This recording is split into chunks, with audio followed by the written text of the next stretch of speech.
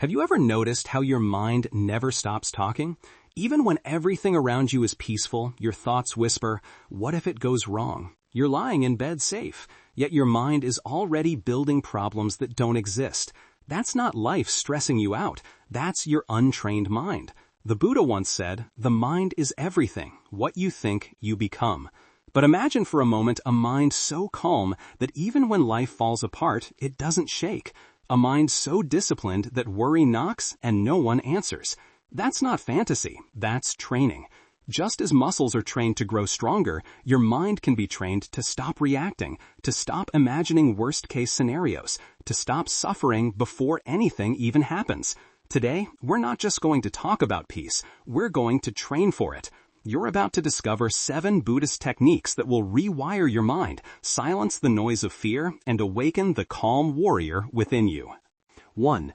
Train the mind to watch the storm, not enter it. The human mind is restless by nature. It has a habit of running into every storm it sees, chasing every fear, every what if, every imagined disaster. You might notice how one small thought like, "What if I fail?" or "What if they don't like me?" can suddenly pull you into an entire world of anxiety that doesn't even exist yet. The Buddha taught that this restlessness is the root of suffering.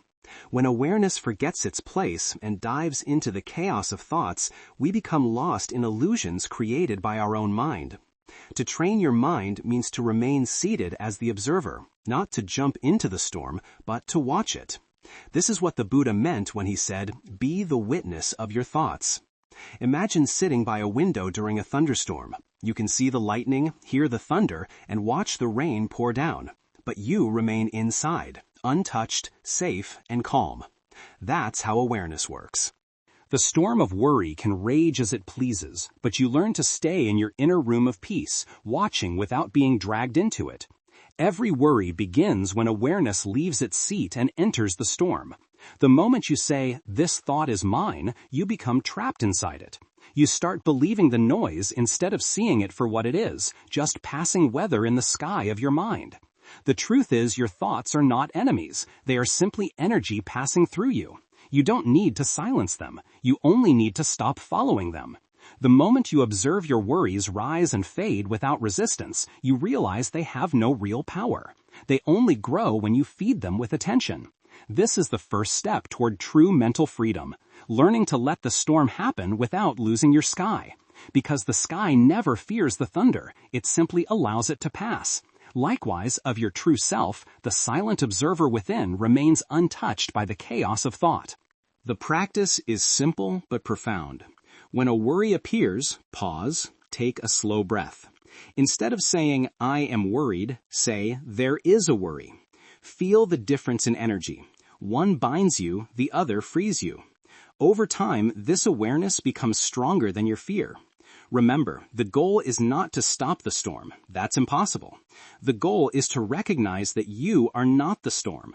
You are the vast open sky above it. The more you practice watching without reacting, the calmer your inner world becomes.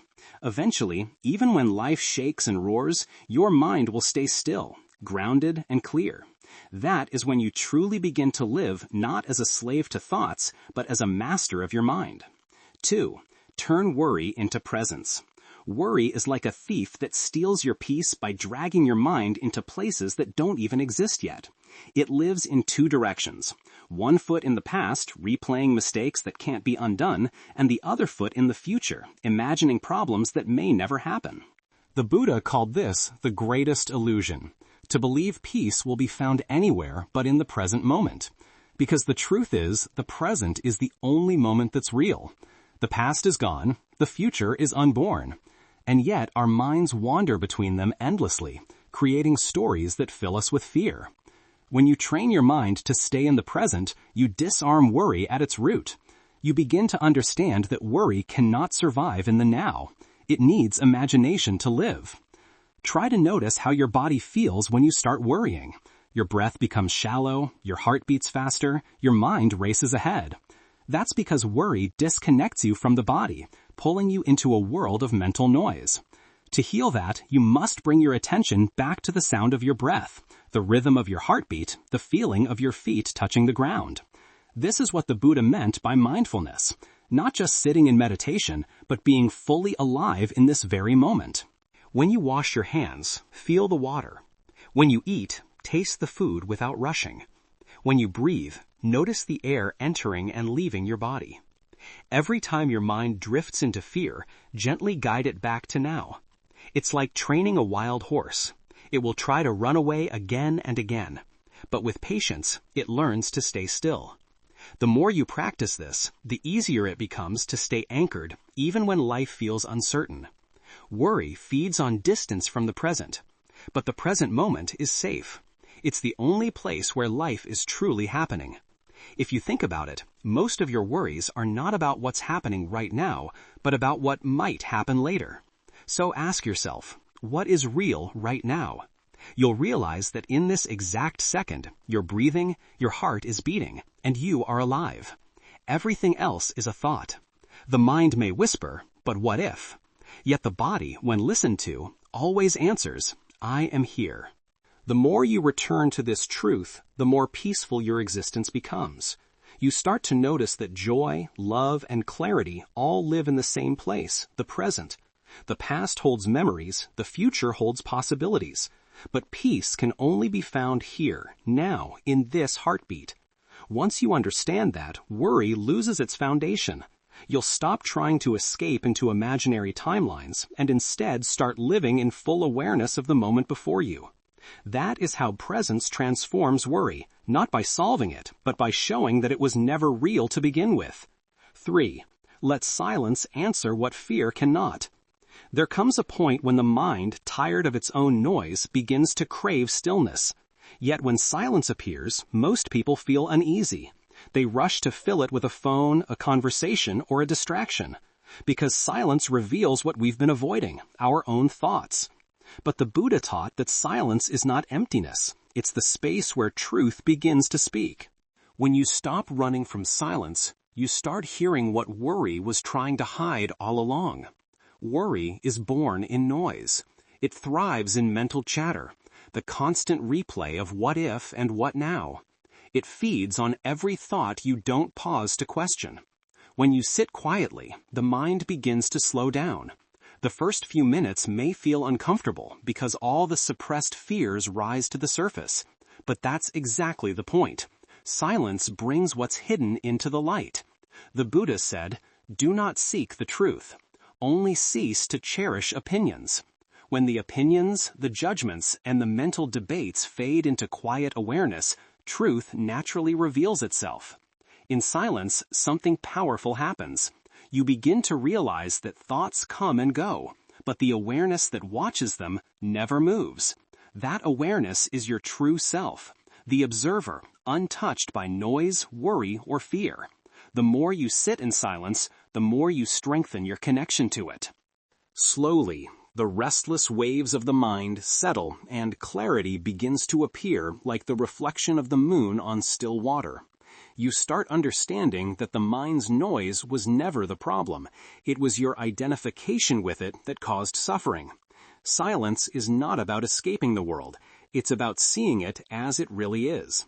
When you become silent, you start noticing the subtle things, the sound of your breath, the distant hum of life around you, the space between your thoughts. In that stillness, you discover something profound. Most of what you worried about never really existed. It was only noise amplified by your attention.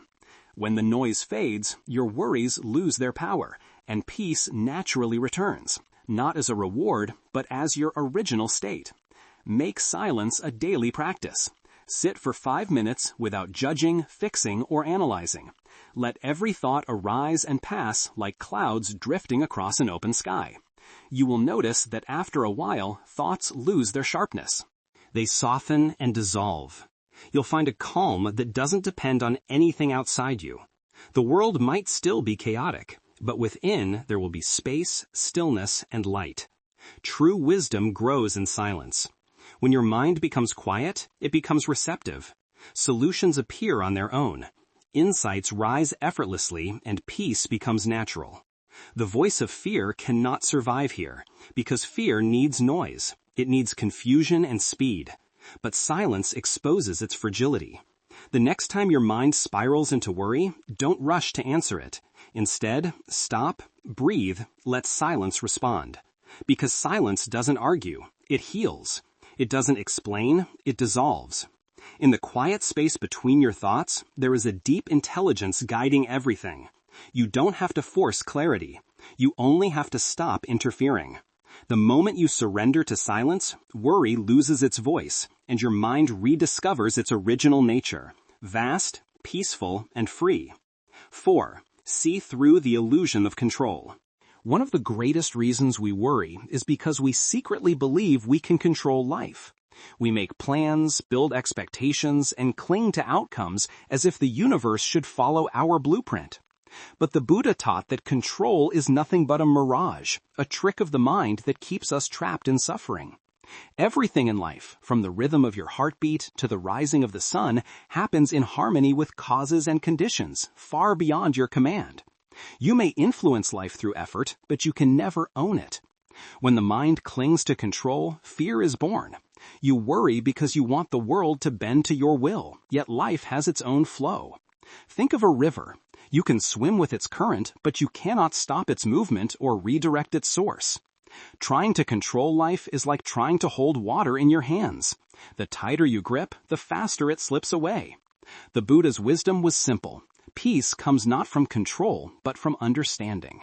When you truly understand that everything changes, you stop fearing change. The untrained mind says, "I must make this happen." The trained mind whispers, "Let me do my best, then let life unfold." Control creates tension. Trust creates space. And in that space, peace grows. Imagine walking through a forest. You don't control the wind, the trees, or the path, but you can control how you walk.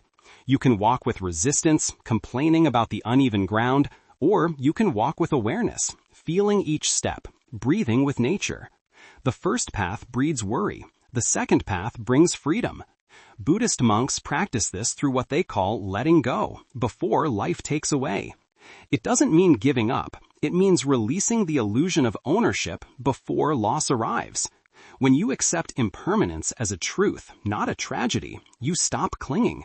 You begin to live lighter. The people you love, the things you hold, the goals you chase, all are temporary travelers in the great dance of existence. When you no longer demand permanence from what is transient, life stops hurting so much. Think about all the times worry consumed you. Were those worries ever about what was happening right now, or were they about what you couldn't control? Someone's opinion, an uncertain future, or an uncontrollable outcome? The Buddha said that attachment to control is like a rope that tightens every time you pull it. The more you fight reality, the more you strangle your peace. But once you let go, once you allow life to be as it is, you feel an immediate lightness, as if a weight you didn't know you were carrying suddenly disappeared. Letting go doesn't mean becoming passive. It means doing your part fully with mindfulness and sincerity, then releasing the result. You act from wisdom, not from fear. When things go well, you are grateful. When they don't, you are calm because your peace no longer depends on outcomes. You've learned that peace is not found in the perfection of circumstances, but in the strength of surrender. The ocean doesn't worry about its waves. The sky doesn't worry about its storms. They exist in harmony with movement and change. In the same way, when you see through the illusion of control, you begin to flow with life. Rather than fight it, you stop asking, "How can I make life go my way?" and begin to ask, "How can I move wisely with life's way?" That shift, subtle but profound, is the difference between living in constant worry and living in effortless peace. 4. See through the illusion of control. If you look deeply at the root of almost every worry, you'll find a single seed, the illusion of control. The human mind, desperate for certainty, tries to command a universe that was never meant to obey. It tries to organize the unpredictable, to predict the unthinkable, and to control what has always been beyond its reach. The Buddha called this the cause of suffering, the clinging to things that are impermanent, unstable, and not ours to keep. We plan our lives as if everything will follow a script. We write timelines, make goals, and imagine futures that we believe we can shape perfectly. And when something unexpected happens, when a person leaves, when a plan falls apart, when life takes a sudden turn, our illusion collapses. The mind panics because it believed it was in charge. But the truth is, control has always been borrowed, never owned. We are guests in a universe that moves to its own rhythm. Think of the waves on the sea. You can learn to sail with them, but you cannot command them to stop. You can prepare, adjust your sails, and navigate skillfully, but the tide will still rise and fall according to its nature. This is how life works. Your actions matter, but your ownership over outcomes is an illusion. The Buddha taught, attachment is the root of suffering. What he meant was this: the more tightly you try to control things, the more pain you invite into your heart, because everything you cling to will eventually change, leave, or transform. The illusion of control comes from fear. Fear of loss, fear of uncertainty, fear of not being enough. We try to control others because we're afraid of being hurt. We try to control the future because we're afraid of failure. We try to control life because we don't trust its wisdom. But the irony is the tighter you hold on, the more anxious you become. The mind turns into a battlefield of what-ifs, always scanning for danger, never resting, never trusting. The attempt to control life becomes the very reason you cannot enjoy it. The Buddha compared this to holding a rope too tightly. The more you pull, the more it burns your hand. And yet, we keep pulling, believing we'll somehow win against the nature of reality. But when you loosen your grip, when you release the need to dominate life, peace slowly begins to flow back into you. You begin to realize that the world doesn't need your control to keep spinning. It already knows what it's doing. You're not here to control the current. You're here to learn how to swim with grace. To see through the illusion of control doesn't mean you stop caring or become passive. It means you stop believing that worry will change anything. You still plan, you still act, but your effort is rooted in awareness, not fear. You plant seeds with devotion, but surrender the harvest to the seasons of life. You do your best, and then you let go. That's the practice. And when life doesn't go as planned, you no longer collapse. You adapt. You bend like bamboo in the wind. Strong yet flexible, untouched by the storm's noise. This understanding is what monks cultivate through daily practice. They live without possessions, without the promise of tomorrow. Yet they live with a joy that most people with everything never find. Why? Because they have released the illusion of control. They've learned that peace doesn't come from managing life, but from flowing with it. When you trust the flow, even chaos becomes a kind of music, unpredictable, yet somehow perfect. Think of your own worries. How many nights have you lost sleep trying to control what someone thinks of you? How many times have you replayed the same scenario in your head, hoping to find a version where everything goes right? And yet, no matter how many times you think about it, the future refuses to obey your thoughts. Worry gives the illusion of doing something, but it's only a mental treadmill, exhausting but never moving forward. Letting go of control is not an act of weakness. It's an act of deep wisdom. It's the courage to trust that life knows more than your fears do. You start to see that there is an unseen intelligence in how events unfold. The missed opportunity leads you to your real calling. The heartbreak becomes the teacher that opens your heart wider. The delay that once frustrated you becomes the timing that saves you. What looked like loss was actually redirection. The moment you accept that you are not the master of the universe, that you are a wave, not the ocean, you feel something you haven't felt in a long time. Relief. You exhale. You stop trying to control the uncontrollable. And in that surrender, a strange power arises, the power of peace. You start to live lighter, freer, with trust instead of tension.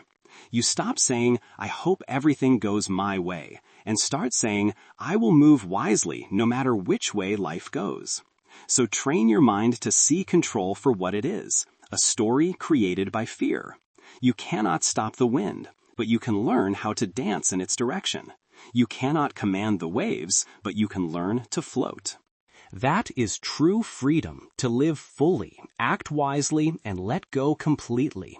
When you master that balance, worry no longer finds a home in you, because the one who sees through the illusion of control no longer fears life. He flows with it. 5. Replace why me with what is this teaching me?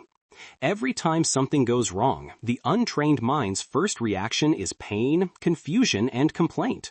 It asks, why me, as if life has made a mistake. But this question traps you in the role of a victim, not a student. The Buddha taught that suffering is not a punishment, it's a teacher. Life is not happening to you, it's happening for you. Every difficulty, every disappointment, every heartbreak carries within it a lesson that your soul needs to grow. When you learn to shift your question from why me to what is this teaching me, your entire experience of reality begins to change. The mind that always asks why me lives in resistance.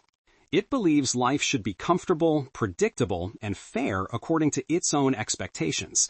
But life doesn't follow the ego's logic. It follows a deeper intelligence. Think about a sculptor shaping a statue from stone. To the stone, every strike of the hammer feels painful, unnecessary, even cruel. But to the sculptor, every strike has purpose. It's removing what doesn't belong, revealing something more beautiful within. In the same way, the universe chisels you through challenge. What feels like destruction is actually transformation. When you begin to look at your struggles this way, worry loses its grip. You stop drowning in questions that lead nowhere. Why did this happen? What if it never gets better? What if I fail again? And you begin to anchor yourself in awareness. You ask, what strength is this trying to build in me? What illusion is this pain trying to break? Suddenly, pain becomes a guide, not an enemy. You stop fearing life storms and start learning how to walk through them with understanding. The Buddha said, pain is certain, suffering is optional. Pain is what life does, suffering is what the mind adds. Worry and complaint are the mind's resistance to reality. But once you stop arguing with life, something magical happens. You start hearing what it's trying to teach you. Maybe that rejection was teaching you self-worth. Maybe that delay was protecting you from something you couldn't see.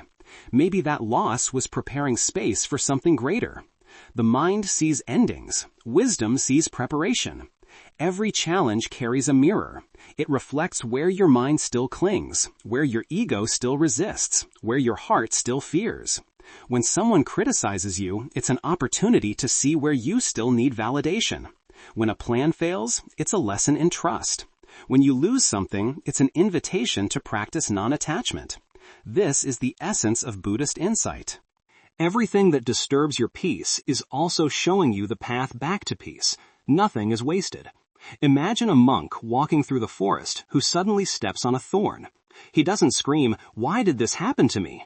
He simply pauses, observes the pain, removes the thorn, and continues walking, wiser, more careful, more awake. You can live the same way.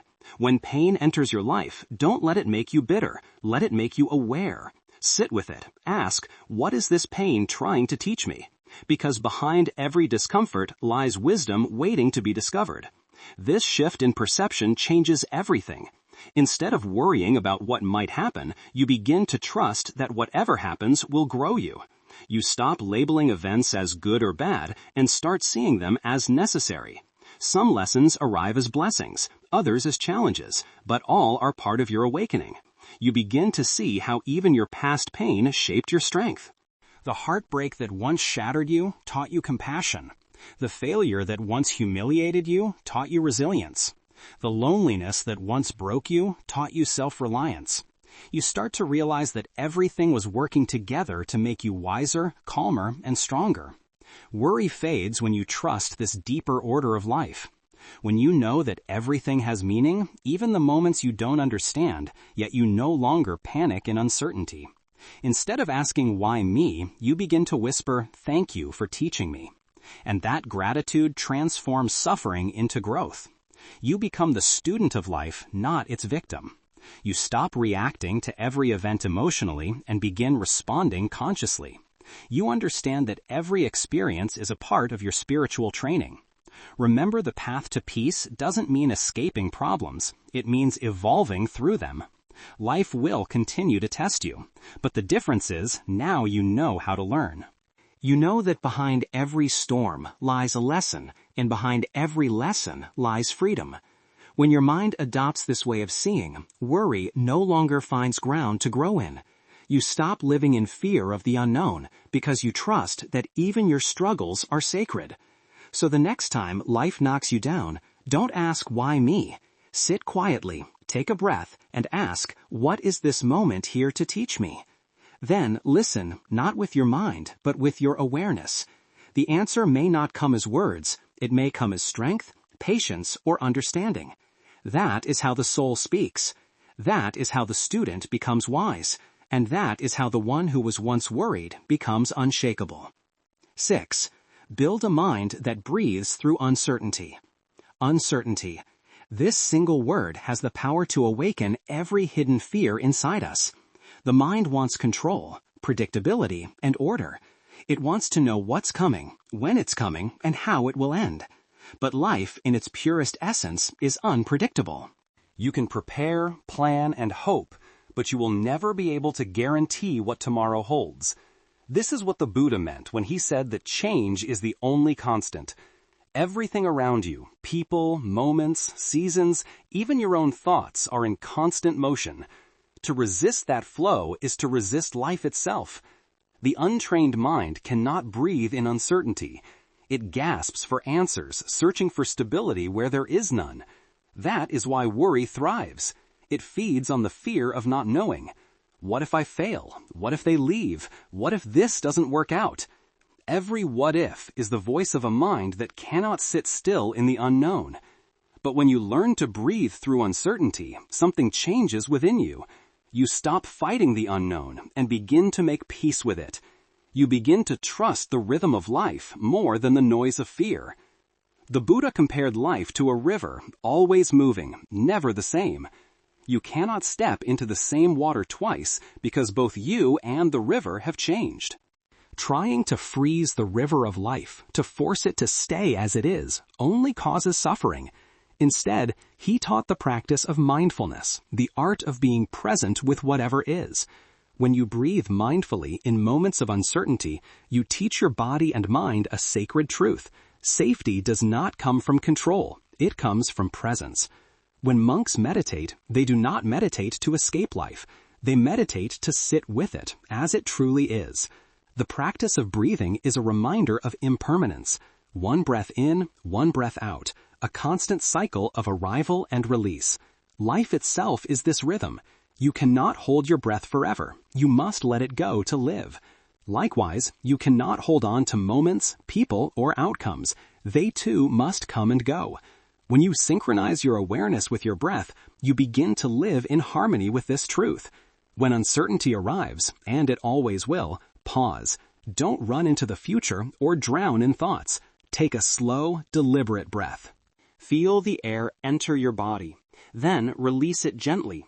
That single act reminds you that even though you don't know what's next, you are alive now. And in this moment, you are safe. You don't need to know everything to find peace. You only need to be present enough to breathe. The reason uncertainty feels painful is because the mind equates not knowing with danger. It says, if I don't have control, I'm not safe. But this belief is false. Safety is not something life gives you. It's something you build within yourself. When you learn to breathe through fear instead of running from it, your nervous system learns that the unknown is not an enemy. It's simply a doorway to growth. The body relaxes, the mind slows down, and wisdom begins to whisper where panic once screamed. Think of the most transformative moments in your life. Weren't they born out of uncertainty? The job you didn't expect? The friend you met by chance? The challenge that became your teacher? All of it emerged from what you couldn't predict. Uncertainty is not chaos. It's creation in motion. The more you breathe into it, the more you start to see its beauty. You begin to understand that the unknown is where new possibilities live. The known is already finished. The unknown is where life still breathes. When the Buddha sat under the Bodhi tree, he faced the ultimate uncertainty, not knowing when or even if enlightenment would come. But he didn't run. He didn't resist. He simply sat in presence, breathing, witnessing everything that arose. Fear, temptation, pain all appeared and passed away. And through his stillness, he realized that the mind only fears what it doesn't understand. The moment you face uncertainty with awareness, you begin to understand it, and fear loses its power. To build a mind that breathes through uncertainty means to trust the process, even when you cannot see the path. It means knowing that every inhale brings you strength, and every exhale releases fear. It means allowing life to unfold as it's meant to, rather than how you imagined it should be. The trained mind doesn't demand answers. It listens deeply, patiently, until life reveals them naturally. You may not know what will happen next, but you can know who you will be when it does. Calm, aware, and ready to adapt. That is the true power of training your mind to stay steady in a world that keeps shifting. When you stop resisting uncertainty, you begin to experience something profound freedom. The kind of freedom that doesn't depend on perfect outcomes or smooth roads. It's the freedom of being unshaken by what you cannot predict. So, when your heart feels heavy with what-ifs, don't fight them. Sit down, close your eyes.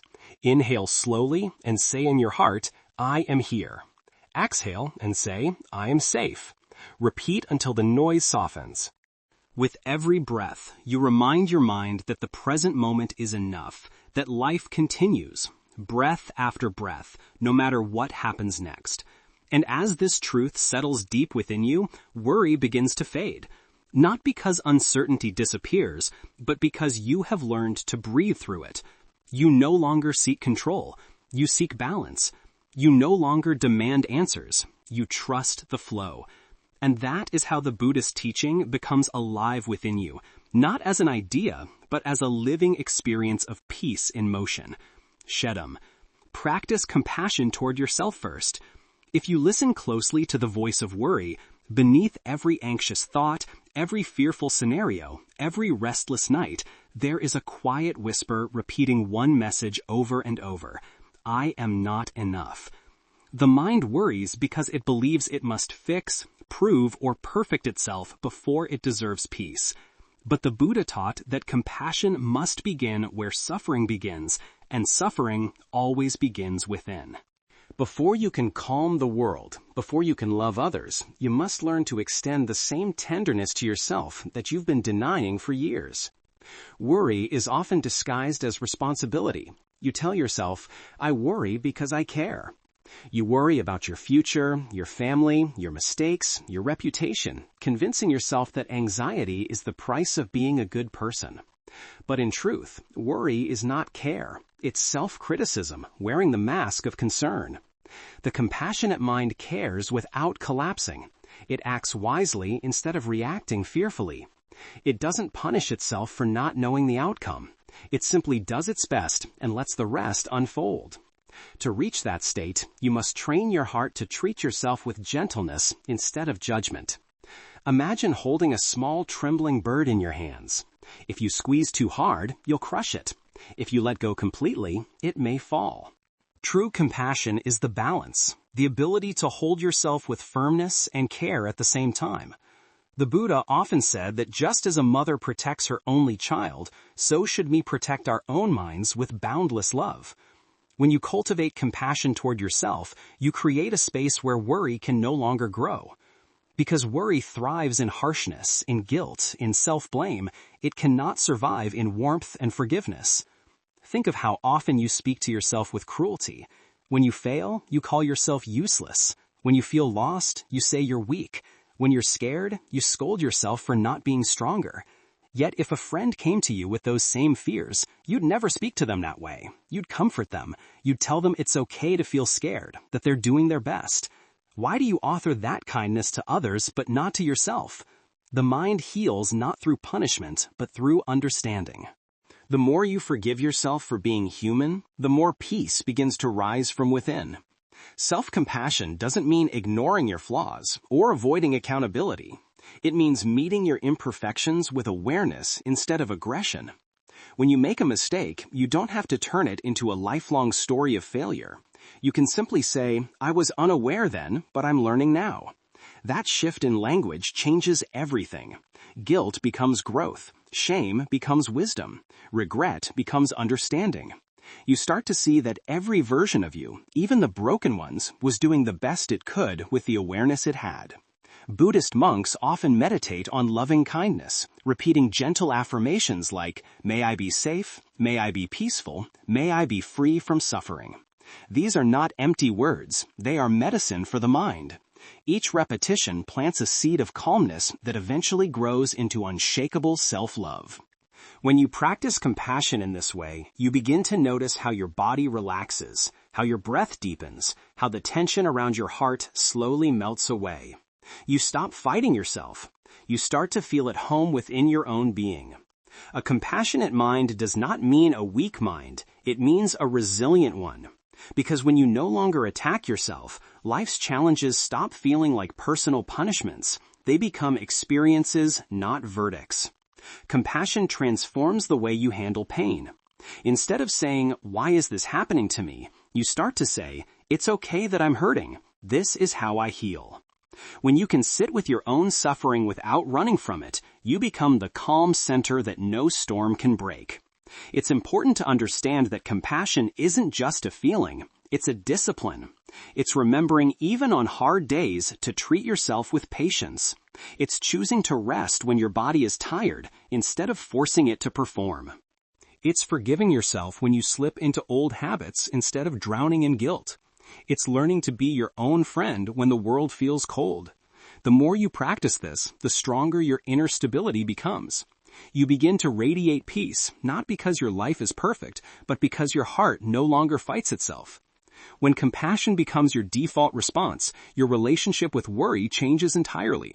You no longer scold yourself for feeling anxious. Instead, you meet that anxiety with gentle curiosity. You ask, "What is this fear trying to show me?" And because your inner dialogue is kind, your nervous system begins to relax. You stop spiraling into panic and start resting in awareness. This is not theoretical, it's biological. Compassion activates calm. It rewires the mind from survival to serenity. Over time, you realize something profound. Peace doesn't come from solving every problem. It comes from softening your relationship with yourself. The storms outside may rage, but inside, there's a quiet sanctuary of forgiveness and understanding. You stop demanding perfection and start celebrating progress. You stop waiting to be enough and start realizing you always were. The Buddha once said, "You yourself, as much as anybody in the entire universe, deserve your love and affection." Let those words sink in. You deserve your own kindness. Not someday when you've achieved everything, but right now in the middle of your imperfections. Because when you finally begin to treat yourself as a sacred being instead of a problem to be fixed, worry no longer finds a place to live. So train your mind to begin each day with a gentle reminder. I am human. I am learning. I am enough. Repeat it when you wake, when you make mistakes, when you feel uncertain, when the world feels heavy. Over time, these words become a quiet truth woven into your consciousness. You begin to live not in fear, but in tenderness, not in striving, but in balance. And one day, without even realizing it, you'll notice that the voice of worry has faded, replaced by a calm, loving presence that simply whispers, "It's okay, you're doing just fine." 8. The art of returning to the center. How to find calm no matter what happens. There's a moment in every person's life when chaos hits, a sudden loss, an unexpected change, a plan that collapses right before your eyes. Your mind spins like a compass without direction, searching for something to hold on to. And in that spinning, worry takes over. You start imagining the worst, questioning every decision, replaying every what if. But the Buddha taught that peace isn't found by controlling the outer world. It's found by learning how to return again and again to the center within you. The center is that space of stillness that exists beneath the noise of thought, untouched by the movement of circumstance. It is the same awareness that watches your emotions rise and fall like waves moving across a vast, steady ocean. You might not always feel connected to it, but it's always there. Calm, quiet, patient, waiting for your return. Training your mind to never worry again isn't about building walls against life's storms. It's about remembering that no storm can touch the depth of the ocean beneath. When something goes wrong, the untrained mind reacts. It tightens, it resists, It asks, why is this happening? How do I stop it? But the trained mind breathes. It steps back, creating space between awareness and reaction. That space is your power, the place where choice lives. The Buddha called this the practice of right mindfulness, the art of noticing everything without being swept away by it. You can't stop waves from forming, but you can choose which ones to surf. Worry thrives in movement. Peace lives in stillness. That's why the moment you pause, truly pause, the spell of anxiety begins to break. When you slow your breath, your thoughts slow too. And as they slow, you begin to see that most of what worried you was never solid. It was imagination. Stories created by a restless mind trying to prepare for every possibility. You start realizing that the present moment is rarely as dangerous as your thoughts make it seem. In this simple recognition, worry begins to dissolve. Returning to your center doesn't require a temple, a meditation cushion, or hours of silence. It begins in the smallest of moments, when you stop mid-thought, feel your feet against the floor, and take a conscious breath. You might do this in traffic, during an argument, or while reading a message that stirs your heart. These are the real dojos of the mind, the moments when practice becomes life. Every time you breathe consciously instead of reacting impulsively, you're reminding your mind where home truly is. The Buddha once compared the mind to a pot of muddy water. If you keep stirring it, it will always remain cloudy. But if you set it down and let it rest, the mud settles and the water becomes clear. That is the art of returning to your center. Not by forcing calm, but by allowing stillness to naturally emerge when you stop reacting. Clarity doesn't come through control. It comes through patience. And when clarity appears, worry has nowhere left to hide. Life will always test your balance. There will be days when fear tries to pull you out of alignment, when your mind screams that everything is falling apart. But remember, calm is not the absence of chaos. It's the ability to stay grounded within it. You can walk through fire without being burned when you remember that your peace is internal, not circumstantial. A storm can rage around a mountain, but the mountain doesn't move. In the same way, your awareness remains unshaken beneath the noise of worry. This is why Buddhist masters train the mind daily, not to escape suffering, but to become unmoved by it.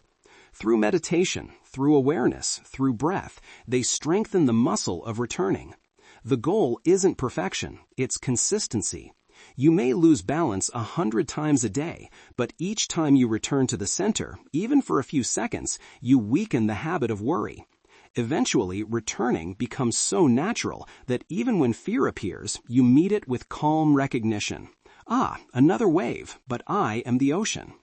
To deepen this practice, learn to anchor yourself in physical awareness whenever anxiety rises. Focus on sensations, your hands resting on your lap, the air touching your skin, the gentle rhythm of your breath. These anchors remind the mind that you're safe in the present moment, because worry can't survive in the now. It always lives in the imagined future. When you return to your center, you reclaim your mind from that imagination and bring it back to reality. Another way to strengthen this awareness is through compassion. When your mind wanders into fear, don't attack it. Guide it home with kindness. Say softly to yourself, it's okay to feel uncertain. It's okay to not know. The moment you speak to yourself with love, your nervous system begins to relax. The body releases its grip, the mind loosens, and awareness expands. The journey from fear to calm isn't forced. It's gentle, compassionate, and repeated as many times as it takes. Over time, you begin to live differently. You still face challenges, but your inner reaction changes. Instead of being thrown off balance, you pause and return. You stop expecting the world to stay still. You focus instead on staying still within it. You understand now that the mind doesn't need to be fixed. It needs to be guided back again and again to that place of quiet strength that has always been inside you. The greatest freedom you'll ever experience is realizing that peace is portable. You don't have to wait for the perfect day, the perfect relationship, or the perfect moment to feel calm. You carry your center wherever you go. It's in your breath. It's in your awareness. It's in your willingness to stop running from yourself. So the next time life shakes you, don't resist it. Return. Return to your breath. Return to your body. Return to that still, timeless awareness that is always here. No matter what happens, every return strengthens your spirit.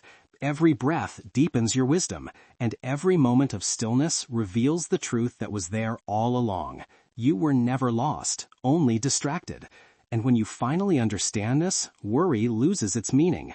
You stop trying to control the tide and start learning how to float. You begin to live from the center of stillness rather than the surface of chaos.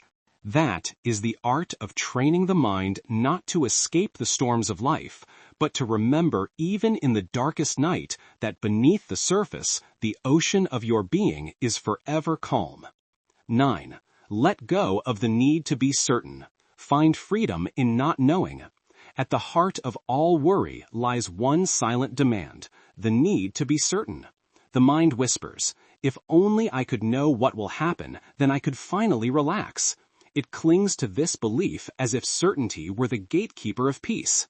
But the Buddha taught the opposite.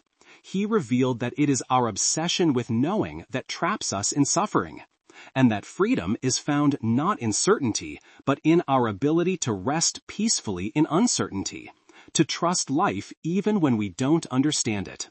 Think of the times you've stayed awake at night, replaying endless possibilities, trying to figure out what's coming next. You imagined every outcome, every mistake, every conversation that hasn't even happened yet, and still the future remained silent. Because the truth is, no matter how much you think, life will not reveal its secrets early. The more you chase certainty, the further it runs. It's like trying to grab smoke. The harder you reach, the less you hold. The mind believes certainty equals safety, but the Buddha taught that real safety comes from understanding impermanence, that nothing is fixed, nothing is final, and nothing needs to be. Every sunrise is different. Every breath is new.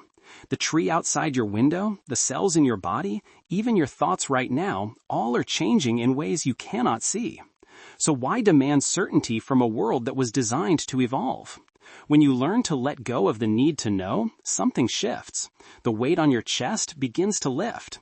You realize that uncertainty isn't chaos. It's the open field where possibility lives. The mind that needs to know every answer is a prisoner of fear. The mind that accepts not knowing walks freely in peace. This is what Buddhists call beginner's mind, a state of openness, curiosity, and trust. It's like standing at the edge of a forest, not needing to see the whole path, but trusting that each step will reveal the next. The Buddha said, if your mind becomes clear and still, the unknown becomes a friend, not a threat. That stillness doesn't come from trying to predict the future. It comes from surrendering to the present moment. You begin to understand that life doesn't need to be fully known to be lived fully. The moment you accept uncertainty as part of existence, worry begins to lose its power. You no longer live in constant anticipation. You live in observation. You stop trying to guess the next chapter and start reading the one that's here. Consider a candle in the dark.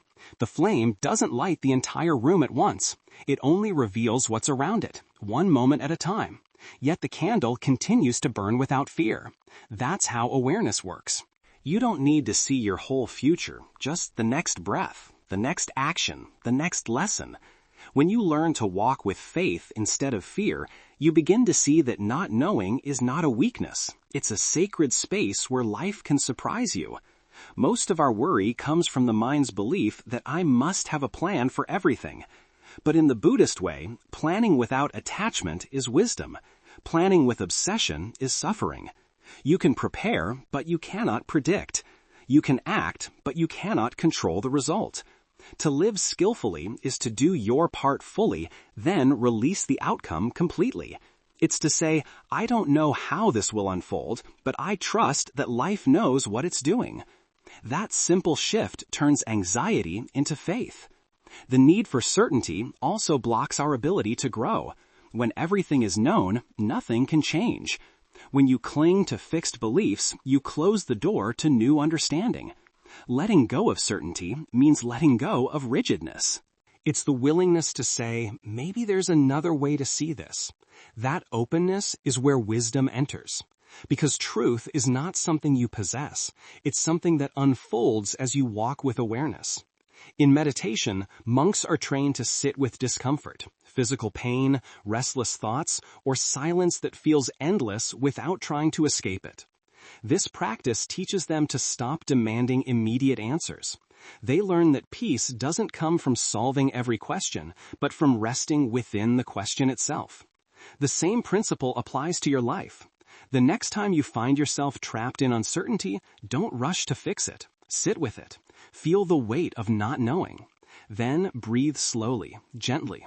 Allow the discomfort to be your teacher.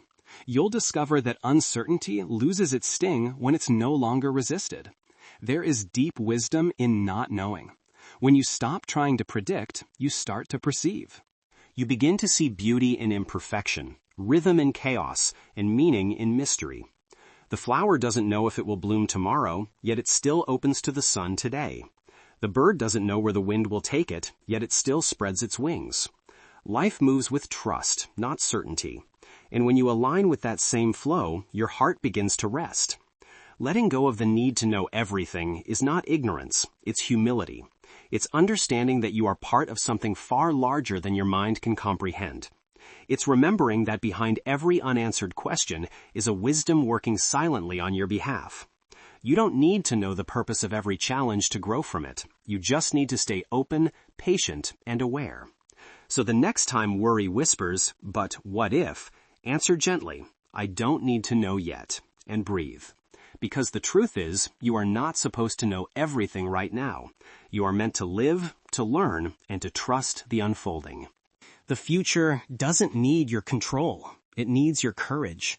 When you finally stop trying to force certainty, you discover something beautiful. Peace was never waiting at the end of answers. It was waiting in your willingness to surrender. You begin to walk through life lighter, softer, freer, knowing that not knowing is not the absence of direction, but the presence of trust. That is the essence of the Buddhist path. To live awake in the mystery, to breathe deeply in the unknown, and to find serenity not because you've figured life out, but because you've stopped demanding to. When you truly let go of the need to be certain, you discover that uncertainty is not your enemy, it is the birthplace. Detach from outcomes, act without expectation, live without fear. Every moment of worry begins with an expectation. You expect something to happen or not happen, and when reality doesn't follow your plan, your mind begins to tremble. The Buddha called this the root of suffering, tanha, or craving, the endless desire for things to unfold according to our will. Whether it's success, approval, love, or certainty, we cling to outcomes like a drowning man clings to driftwood. And when life inevitably moves in another direction, we panic, believing we've lost control. But the truth is, peace begins where expectation ends. To detach from outcomes doesn't mean to stop caring. It means to care deeply without clinging, to give your best. Act with full sincerity and then release your attachment to the result. It is the art of doing without demanding. When you plant a seed, you nurture it, water it, and protect it. But you do not pull it from the soil every morning to see if it's growing. You trust the process. You let time, sunlight, and nature do their work. This is how a wise mind approaches life, not with force, but with faith. The untrained mind ties its happiness to success and its peace to approval. It says, "I will be calm when this happens," or "I will be free when they understand me." But these are illusions. The Buddha taught that true peace cannot depend on external conditions because they are all temporary. Fame fades. Wealth changes hands. Relationships evolve. Health shifts. If your inner stability depends on the outer world, then every change becomes a threat. But if your stability is rooted in awareness, you remain unshaken no matter how the world moves. Think about how much time worry steals from you. You apply for a job and worry if you'll get it. You send a message and worry if they'll reply. You take a risk and worry if it will work out. Yet in every case, the outcome lies beyond your control. Worry doesn't shape the future. It only pollutes the present. The wise understand this and live differently. They act with clarity, not anxiety. They trust that once they've done what they can, life will unfold exactly as it must, not always as they want, but always as they need. Detachment does not mean indifference. It means understanding impermanence so deeply that you no longer suffer from it. The river flows whether you cling to the branch or not. When you release the branch, you move with the current instead of fighting it. That's how freedom feels, a lightness in the heart, acquired trust in the flow of existence. You stop asking, what if it doesn't go my way, and start realizing maybe my way isn't the only way. In Buddhist practice, this detachment is called non-attachment to fruits, the ability to work diligently without being owned by the result. It's what allows monks to spend years building a sand mandala only to sweep it away at the end. To the untrained eye, this seems pointless, but in that act lies profound wisdom. Everything that begins must end. The beauty was never in the permanence. It was in the presence. The process itself was the meditation. The same is true for your life. The goal is not to hold on, but to participate fully, to live each moment completely. Then let it pass gracefully when it's time. Worry fades when your focus shifts from the result to the action. You begin to ask not will this work, but am I giving my best in this moment? That shift frees you because you can't control how people respond, but you can control your intention. You can't control the weather, but you can control your attitude. You can't control what comes next, but you can control how open and prepared you are for it. The moment your energy returns to the now, your mind becomes peaceful again. The Buddha once said, "Do not dwell in the past. Do not dream of the future. Concentrate the mind on the present moment." Detachment is living this teaching in motion. It is the practice of meeting life as it is, without dragging the weight of should behind you. When things go your way, you are grateful. When they don't, you are calm. You begin to trust that even disappointment is part of the path. Every ending redirects you toward what's meant for you. Every closed door carries a hidden lesson. The deepest freedom comes when you realize that no outcome can truly harm you, because what you are is not bound by outcomes.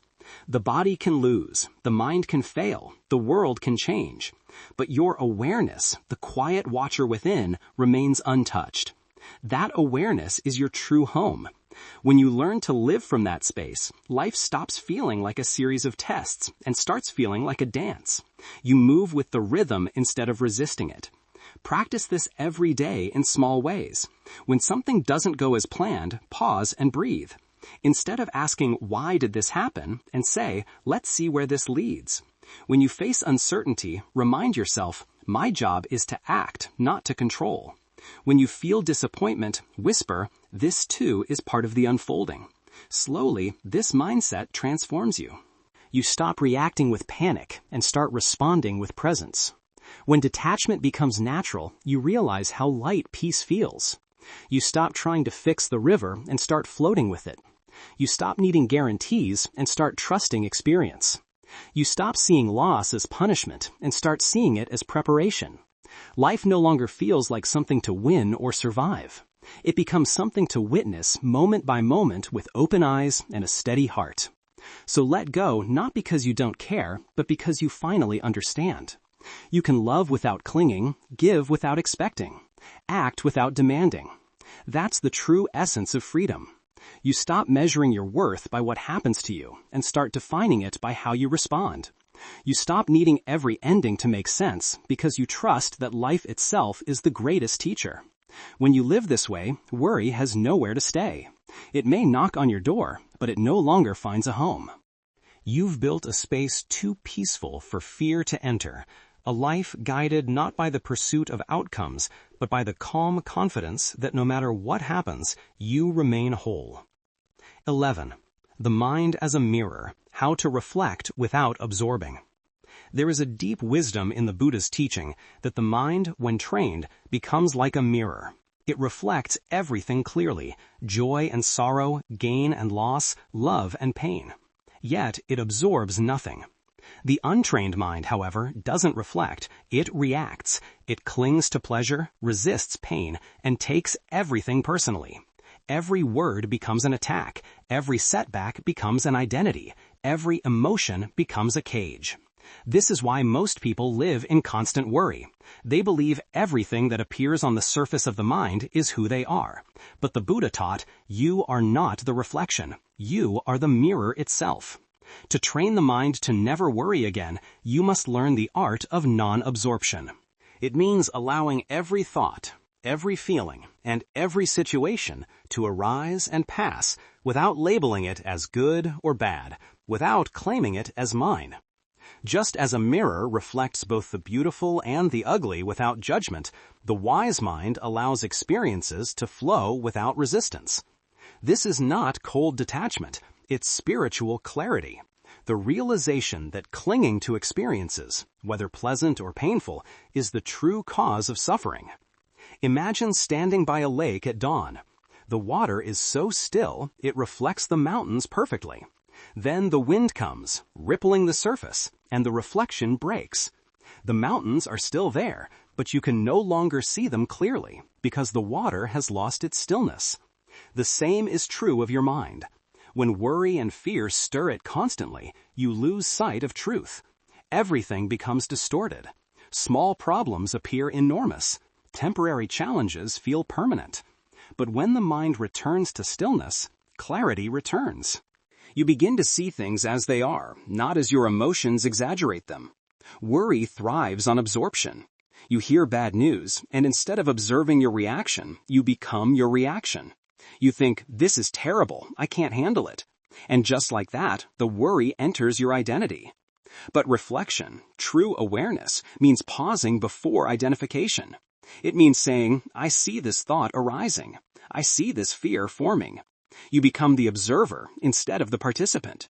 Once you make that shift, worry cannot pull you under. You realize thoughts are just ripples on the surface of consciousness.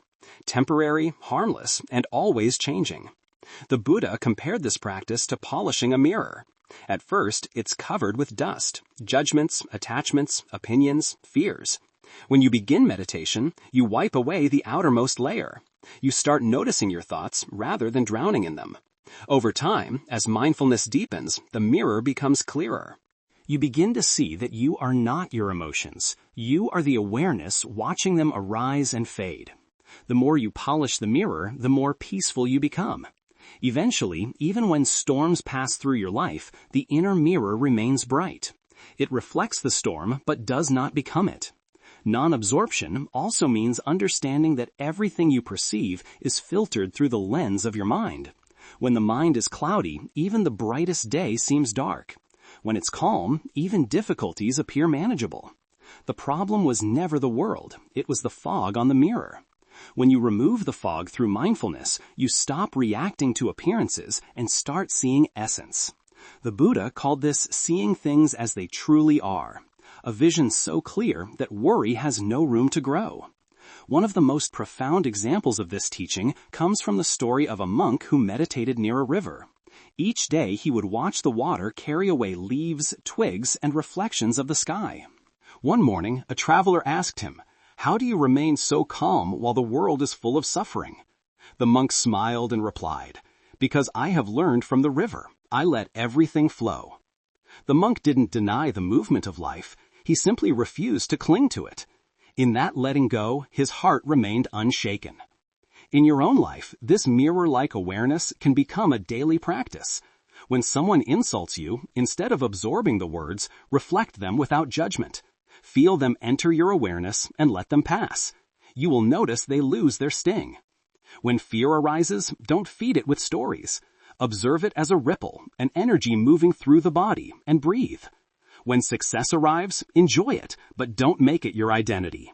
The mirror reflects both the sunlight and the shadow without preference.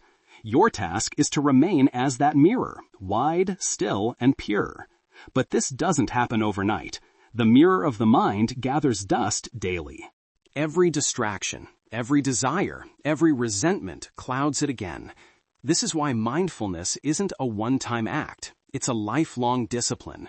You must clean the mirror every morning through meditation, gratitude, reflection, or silence.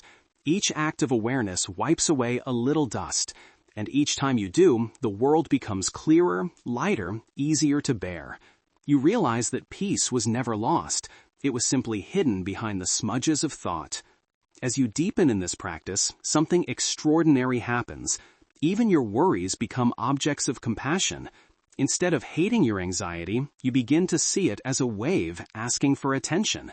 You no longer say, "I must get rid of this feeling."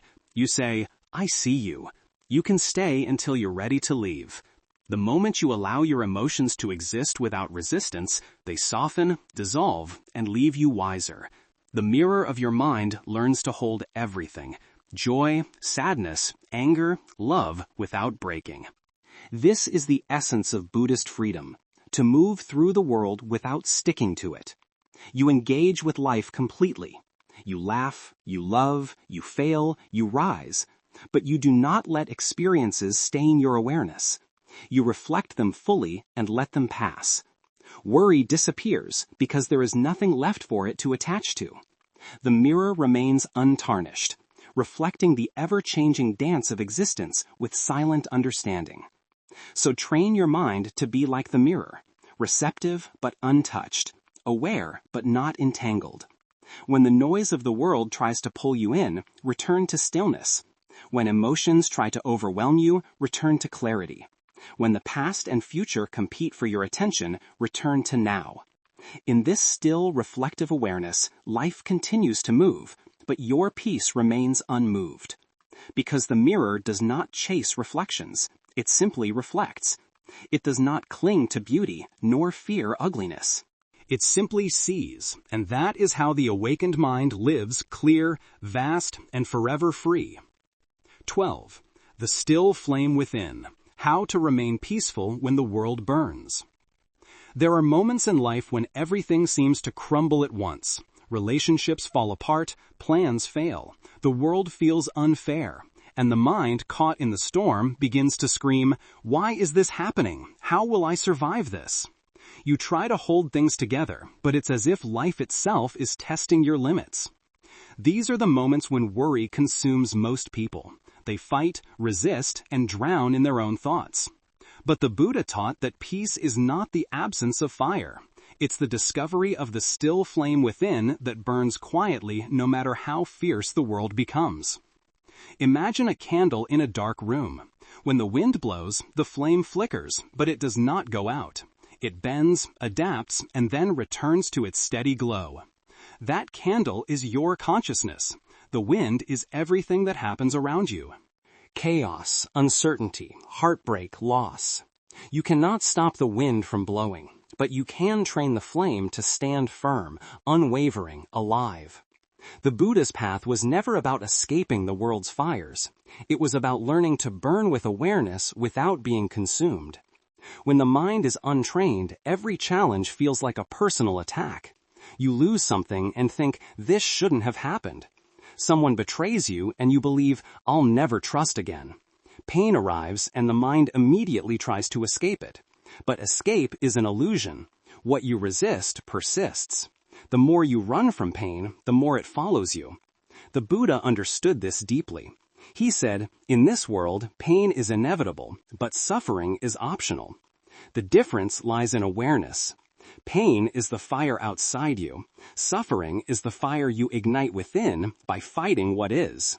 To find peace when the world burns, you must learn the sacred art of sitting inside the fire without flinching.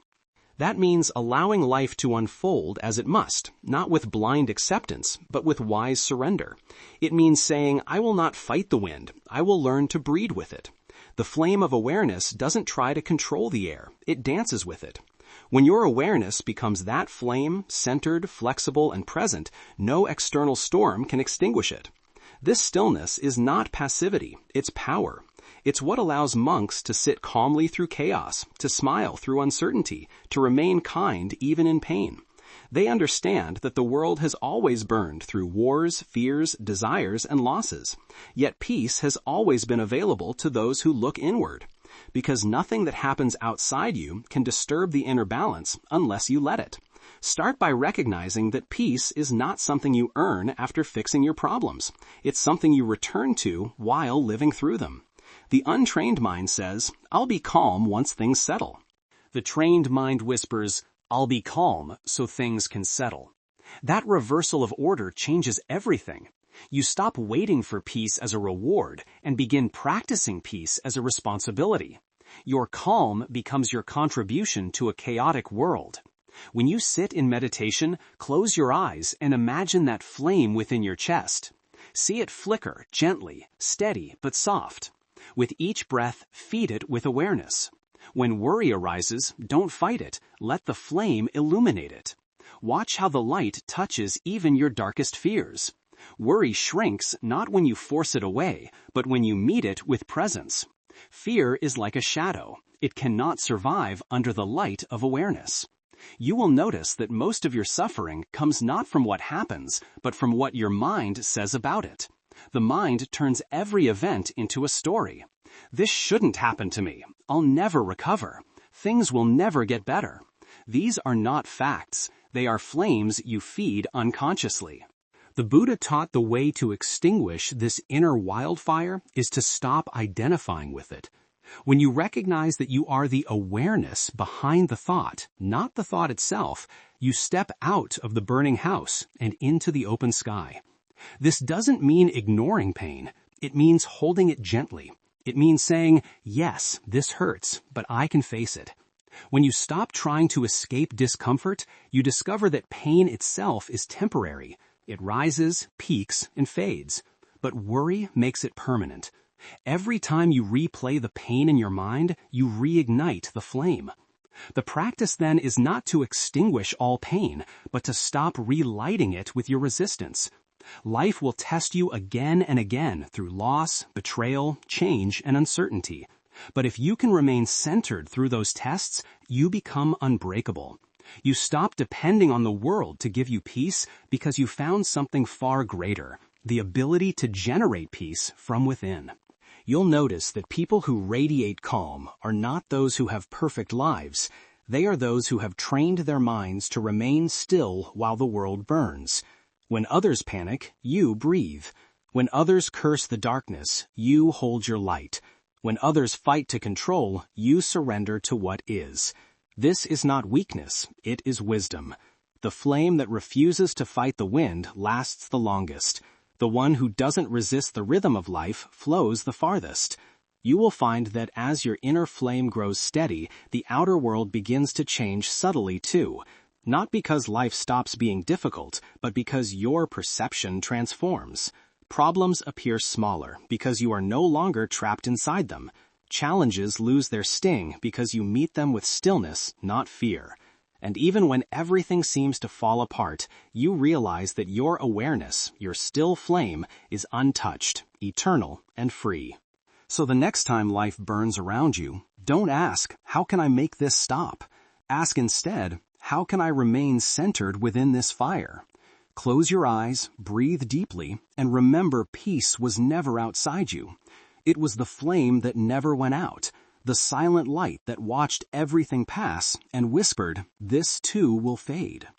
When you live from that stillness, worry disappears. Not because life becomes easy, but because you finally understand the fire was never your enemy. It was your teacher, shaping your spirit into something brighter. You stop fearing the flames because you realize you were never meant to be burned. You were meant to glow. Worry is not defeated in a single moment. It fades slowly like fog lifting from a valley as the morning sun rises. Each breath, each moment of awareness, each act of letting go brings you closer to the truth. The Buddha discovered that peace is not something you find, but something you uncover once the noise is gone. The mind is like a wild river. The more you try to stop it, the stronger it fights. But when you learn to float, to trust the flow, the river itself begins to carry you toward calm waters. You've learned through these lessons that the end of worry isn't found in control, certainty, or perfection. It's found in presence, in compassion, in faith, and in silence.